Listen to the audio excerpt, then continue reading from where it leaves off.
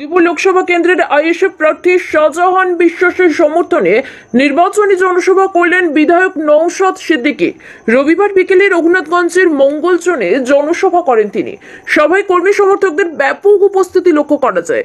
এদিন জনসভায় ভাঙড়ের বিধায়ক নওশাদ সিদ্দিকী ছাড়াও প্রার্থী শাহজাহান বিশ্বাস এবং অন্যান্য নেতৃবৃন্দ উপস্থিত ছিলেন।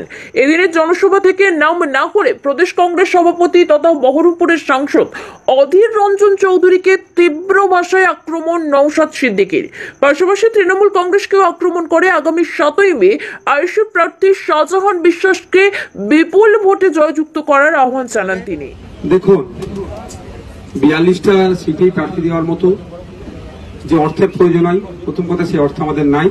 আমাদের না ইলেকট্রাল বন্ড আছে, না আমাদের 100 বছরের পার্টি সেই ফান্ড আছে, না আমরা অবৈধ পন্থা অবলম্বন করে লোকের কাছে তোলা তুলে এই কাজ করি, সেটাও নয়। আমাদের যতটুকু সামর্থ্য আছে আমরা দিয়েছি। তবে বহরমপুর শুধু নয়, আরো কটা বিষয় আলোচনায় আছে, সেটা এখনই আমি ফাইনাল বলবো না, আলোচনার স্তরে আছে। আজ মিডিয়ার মাধ্যমে জঙ্গিপুরবাসীকে কি বার্তা দেবেন? প্রথম বার্তা দেব যে সামনের মাসে 7 তারিখ ভোটে অংশগ্রহণ করুন, স্বতঃস্ফূর্তভাবে গণতান্ত্রিক উৎসব, গণতান্ত্রিক প্রক্রিয়ায় পালন করুন। সাথে সাথে আমরা অনুরোধ করব ইন্ডিয়ান সেকুলার ফ্রন্টের মনোনীত প্রার্থী জনাব শাহজাহান বিশ্বাস সাহেবের পক্ষে অর্থাৎ খাম চিহ্নে ভোট দিয়ে বিপুল ভোটে জয়যুক্ত করুন। আগামী দিনে লোকসভার মধ্যে গিয়ে জঙ্গিপুর সহ মুর্শিদাবাদবাসীর যে চাওয়া পাওয়া অভাব অভিযোগগুলো আছে সেগুলো উত্থাপন করে সেখানে গিয়ে তাদের এখানকার মানুষের যেগুলো প্রয়োজন আছে সেগুলো যাতে ছিনিয়ে নিয়ে আসতে পারে গণতান্ত্রিক প্রক্রিয়ায়, সেই লড়াই নিয়োজিত থাকবে। সাথে এটা আমি আরেকটা কথা বলবো জঙ্গিপুরবাসীকে, ভোট আসবে, ভোট যাবে, আত্মীয়তা যেন না আমাদের কারো নষ্ট হয়।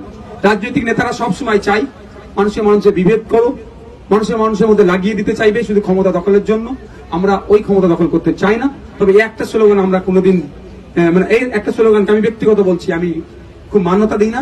এই লড়াই চাই, লড়াই করে বাঁচতে চাই। দিনের শেষে মানুষ ক্ষতিগ্রস্ত হচ্ছে, এই কাজে কেউ নিয়োজিত থাকবেন না আপনারা। আমরা শুধু স্লোগান হবে শান্তি চাই, উন্নয়ন চাই, শান্তি চাই, উন্নয়ন চাই। যাকে ভোট দিয়ে আমরা জেতাই না কেন, তার দ্বারাই উন্নয়ন হোক, শান্তি প্রতিষ্ঠা হোক, এটা জঙ্গিপুরবাসীকে দায়িত্ব নিতে হবে।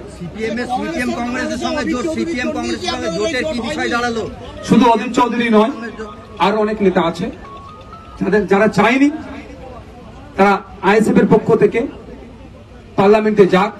যেভাবে সংযুক্ত মোর্চার পক্ষ থেকে পার্লামেন্টে গিয়ে আইনসভার মধ্যে গিয়ে রাজ্যের একমাত্র সংযুক্ত মোর্চা তথা আইএসএফ এর বিধায়ক যেভাবে পারফরমেন্স করছে, যদি আইএসএফ এর পক্ষ থেকে তখন চলে যায় একই পারফরমেন্স করে, তাহলে অন্য রাজনৈতিক দল হয়তো ভেঙে পড়বে, তাদের কর্মী সমর্থকরা আইএসএফ এর দিকে চলে আসবে। এই ভয়ে অনেকে আমাদের সাথে জোট করেনি। আমরা চেয়েছিলাম ঐক্যবদ্ধ হয়ে বিজেপি তৃণমূলকে সহজেই পরাস্ত করব, সেই জন্য আমরা জোট চেয়েছিলাম। কিন্তু দুঃখের বিষয় অনেকে জোট করেনি। কিন্তু আমাদের যে লড়াই থেকে এক পা আমরা পিছিয়ে যাব না। আমাদের কষ্ট করতে হবে, ক্ষমতা একটু বেশি লাগবে, বেশি সময় দিতে হবে, কিন্তু আমরা লক্ষ্যে অবিচল বিজেপি তৃণমূলকে আমরা পরাস্ত করব। রাজ্যে কতগুলি আসনে লোকসভা কেন্দ্রে আপনারা প্রার্থী দিচ্ছেন? এখন পর্যন্ত 17টিতে দিয়েছি। আপনাদের মুর্শিদাবাদে আমরা 2টো লোকসভা, মুর্শিদাবাদ লোকসভা যারা হাবিব শেখ দাঁড়িয়েছেন, এক্স বিএসএফ সেনা তিনি, এবং জঙ্গিপুর লোকসভাতে শিক্ষানুরাগী সমাজসেবী ব্যবসায়ী জনাব শাহজাহান বিশ্বাস সাহেব দাঁড়িয়েছে। এবং একটা উপনির্বাচন, ভগবানগুলো উপনির্বাচনে শিক্ষক তিনি মাস্টার মশাই মোর্শেদুল আলম সাহেব আমার যিনি বাদিকে দাঁড়িয়েছে, তিনি কন্টেস্ট করছেন। এবং রাজ্যের বাকি আর টোটাল মিলিয়ে লোকসভাতে আমরা 17 জায়গায় এখনো পর্যন্ত প্রার্থী দিয়েছি। আপনার ভাষণে আপনি বলছেন জঙ্গিপুর আপনি জিতছেন, কোন অ্যাঙ্গেলে আপনি বলছেন জঙ্গিপুর আপনি জিতছেন? আপনার ভাষণে আপনি বললেন দুটো কথাই বলছি। প্রথম কথা হচ্ছে জঙ্গিপুরের মানুষ অল্টারনেটিভ অনেকদিন ধরে খুঁজছিল, সে অর্থে পাচ্ছিল না। আপনি দেখুন স্বতঃস্ফূর্তভাবে মানুষ কিভাবে উপস্থিত হচ্ছে, এত ভয়কে উপেক্ষা করে, সন্ত্রাসকে উপেক্ষা করে মানুষ দিকে দিকে আইএসএফ এর ছায়া তলে আসছে। আইএসএফ কে মানুষ গ্রহণ করতে চাইছে। ইতিপূর্বে 17 বার ভোট দিয়ে পার্লামেন্টে পাঠিয়েছে, জঙ্গিপুর মানুষের চাওয়া পাওয়া সমস্যাটা সেভাবে সমাধান হয়নি। ভরসা করছে আমাদের দিকে, আমাদের সংগঠন আছে এবং জনাব শাহজাহান সাহেবের নিজস্ব একটা ক্যারিশমা আছে।